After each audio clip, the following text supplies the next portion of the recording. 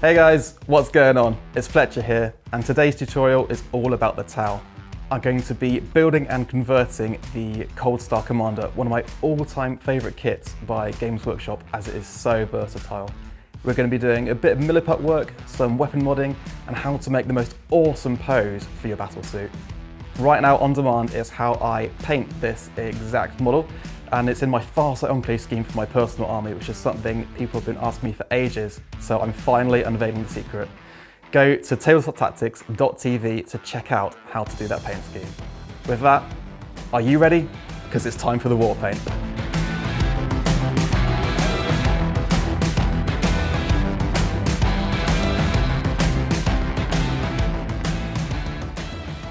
So guys, the very first thing we're going to do is cut off the jetpack boosters and also the forearms for the Cold Star. And this is because I want to remove all the fins and fill in the gaps with milliput, which takes about 4 hours to dry. I personally don't like the fins on the Cold Star build, as they're a bit too Gundam for me, which is why we're taking them off. So yeah, once those pieces are all off the sprue, I'm going to snip off the fins that are on top of the jetpack as mentioned. All I'm going to do is get my sprue cutters and roughly cut it up. Make sure you don't get the actual backpack bit, which we're keeping, because afterwards we're going to come in with a hobby knife and scrape that bit off. So yeah, we're just scraping the excess of the fin off the top.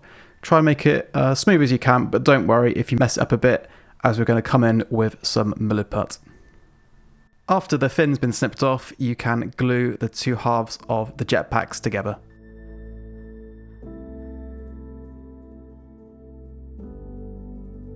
So after the glue has dried on the jetpacks, I'm going to come in with some milliput to smooth out the tops of the packs. I'm using standard milliput and it's really easy. It's very similar to green stuff. On screen, I'm just showing you the little gap we need to fill to make it smooth on the jetpacks, and we're also going to get these little holes in the arms. And I'm filling these as I like to have flat surfaces when I'm painting later to add like transfers or stripes or something. And I really like those cool personalised details. So to get started, we're going to mix the two halves of the milliput. There's a lighter yellow and a darker yellow, very similar to green stuff.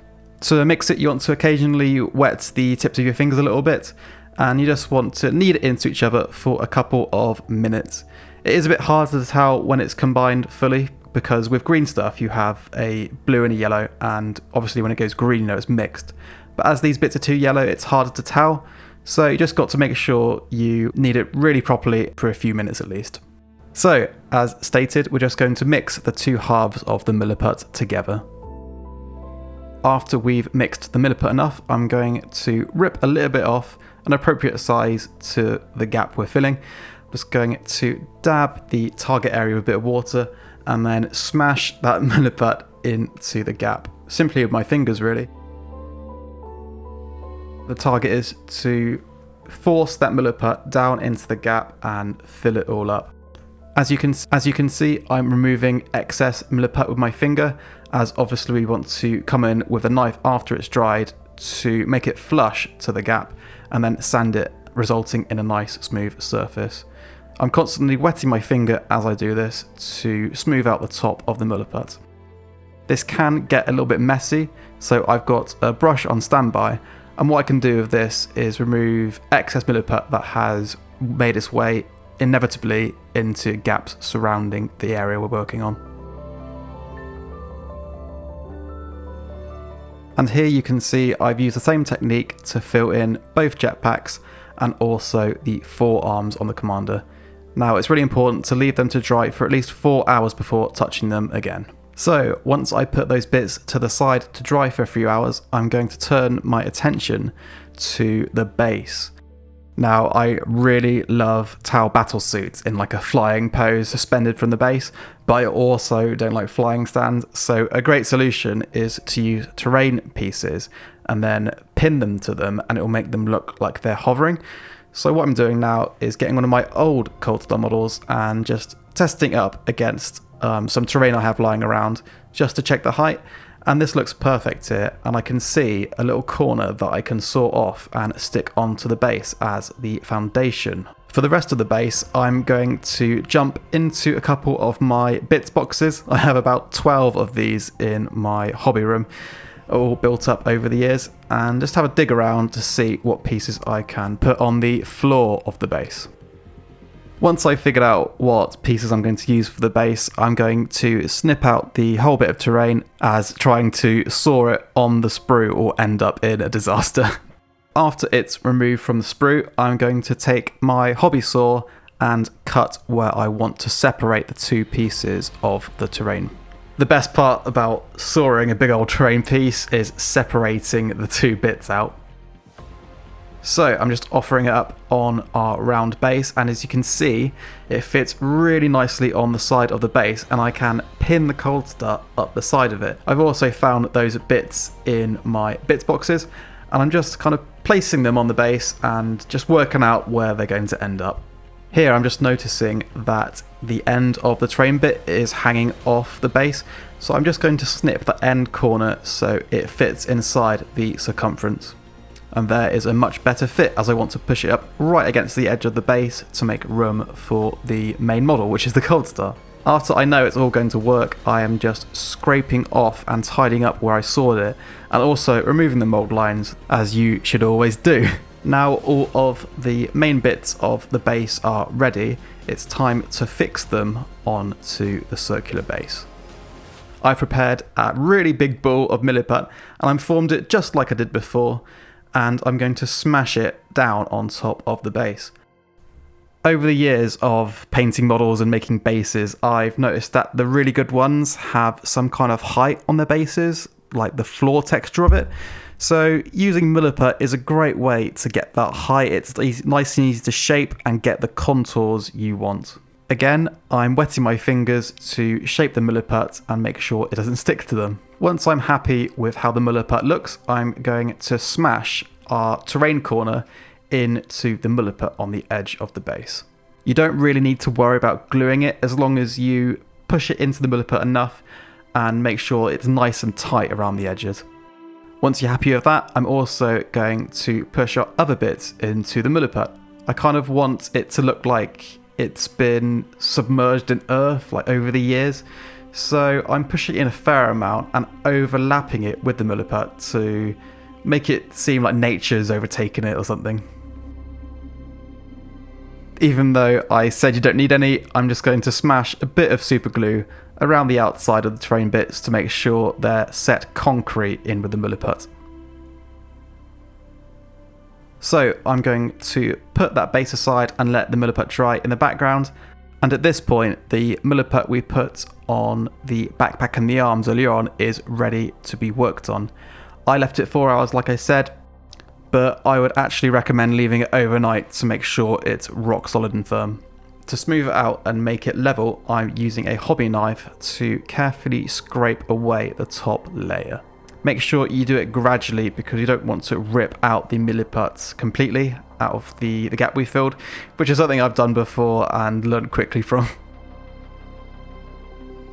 After you feel with the knife that you've made it flush with the surface, we're going to move over to the sandpaper, and I'm going to sand that top bit, and what it will do, it will make it so smooth and make it look like the gap was never even there.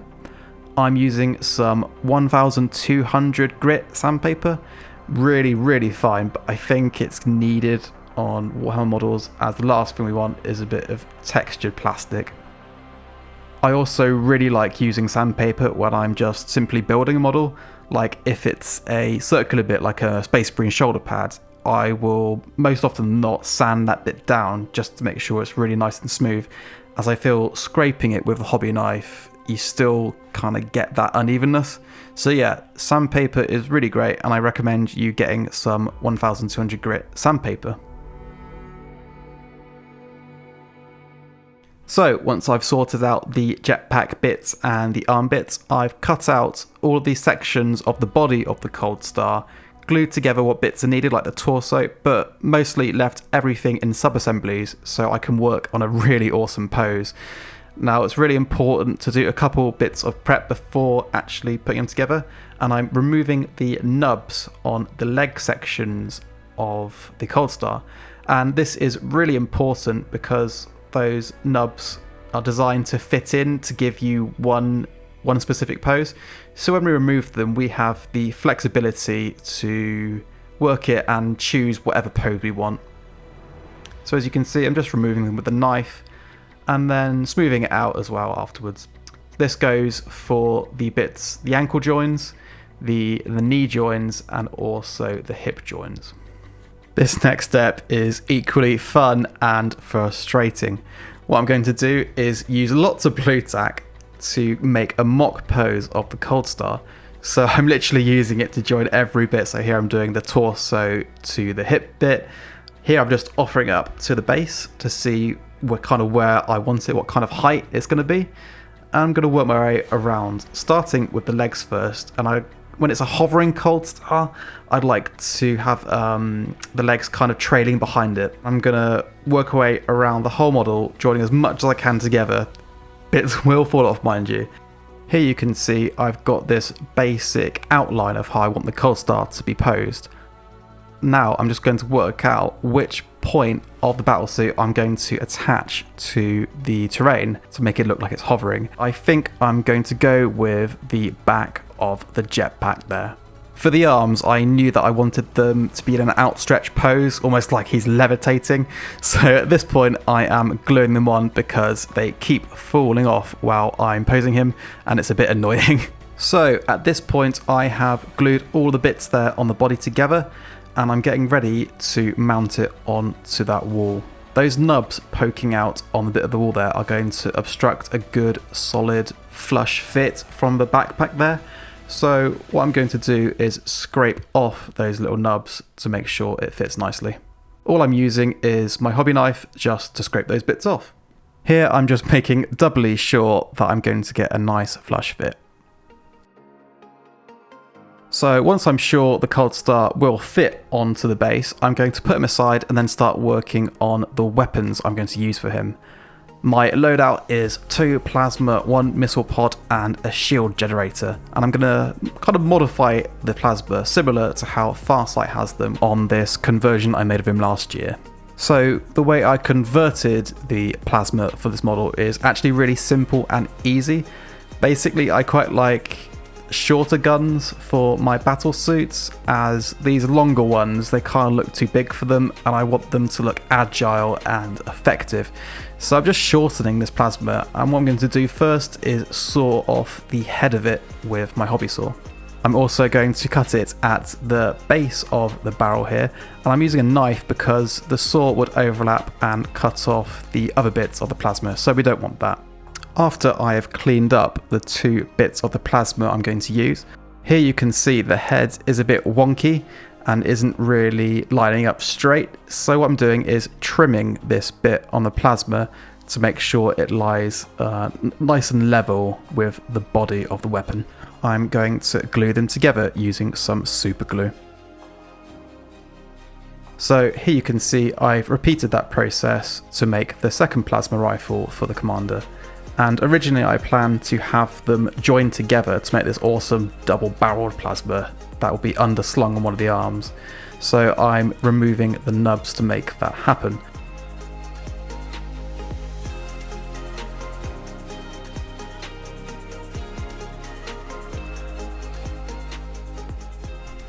I quickly realised that the heads of the plasma stopped me from being able to glue them together properly.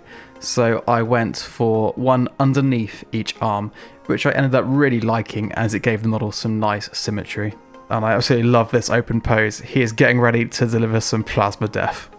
For his single missile pod, all I'm doing is clipping off the fin, just like I did with the fins on the backpack, just to make it match. After I've moved it with the clippers, I'm going to smooth it out with my hobby knife and attach it to the model.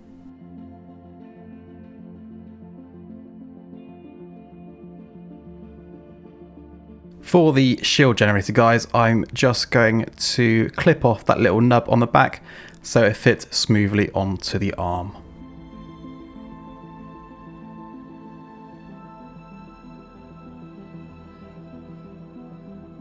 For the head on the Cold Start, I didn't glue any antenna onto it, as I just prefer the look. I've done it to most commanders I built, and I just think it looks a bit more brutal, if that makes sense. So, as I'm not gluing them on, I'm going to remove the little nubs with my knife to make it nice and smooth. I've dug out my sandpaper again to get that nice finish. I'm not going to glue the head on for this build, as I want to keep it separate for painting, and I'll just attach it with some blue tack. So we've come to the point where we need to attach it to the base, and to do this I am going to pin it. So what we need is just a paper clip and a drill bit that matches the size of a paper clip, if not a little bit bigger, so the paper clip can fit in the hole. So what we need to do is drill 2 holes in the section of the jetpack I'm going to attach to the wall. I'm drilling 2 holes as it would make the connection way more stable. If we had one, I can imagine it rotating and falling off a little bit. So yeah, we're going to drill 2 holes for 2 paper clips. So after those holes have been drilled out, I'm going to grab my paper clip and glue it into each hole with some super glue. I prefer to put in the whole paper clip and then cut off the length I need. And as you can see there, that is the perfect start to the pin we're going to use to mount it to the wall. Now that both paper clips have been glued into the jetpack, I'm going to mark the end of each paper clip with some paint. I find this really useful because I can mark the bit of the wall with those paper clips, so I know exactly where to drill. Off camera, I have drilled those holes marked by the paint in the wall, and now it's simply just a case of dabbing super glue onto the paper clips and then attaching it to the wall. It is super satisfying getting a really smooth fit, and it is awesome to see the Cold Start with that hovering effect.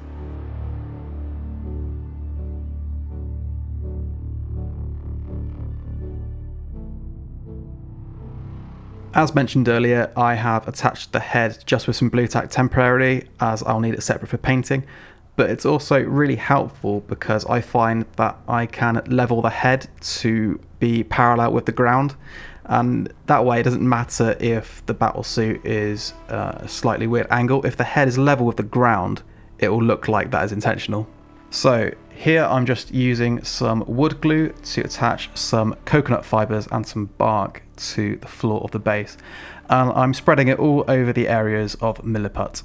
Once I got a nice layer of that glue spread all across the base, I'm going to dip into my very weird tub of my basing material for my towel, and that's full of cork and bits of bark, a few bits of scenery, but mostly I'm going for the coconut fibres. These are really great natural looking elements that you can put on your base, and I actually prefer it a lot to sand in different ways. Like this coconut fibres will make it look kind of woodlandy, really natural, and I'm really glad I chose it for this army as it's quite unique, I think. For the larger chunks of my basing mix, I'm going to secure them in place with a bit of super glue.